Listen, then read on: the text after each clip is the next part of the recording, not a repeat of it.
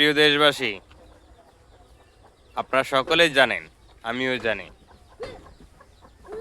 গত 17 তারিখ চট্টগ্রাম বন্দর নিয়ে যে গোপন মিটিং, গোপন ষড়যন্ত্র, চট্টগ্রাম বন্দর বিদেশিদের হাতে তুলে দেওয়ার চুক্তি, শেখ হাসিনা তো স্বৈরাচার সবাই বলে, কিন্তু শেখ হাসিনার আমলে 16 বছরে দেশের স্বার্থে কোনো বিদেশিদের সাথে এবং ইন্ডিয়ার সাথে শেখ হাসিনা তো এমন চুক্তি করেন নাই।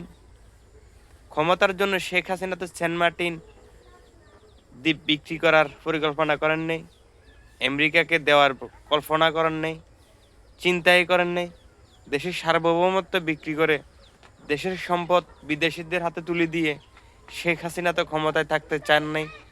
আজকে যে আপনারা কথা বলতেছেন না, আজকে যে আপনারা প্রতিবাদ করতেছেন না, মনে রাখবেন এগুলোর জবাব কিন্তু আপনাদের দিতে হবে কোনো একদিন এই বাংলার মাটিতে।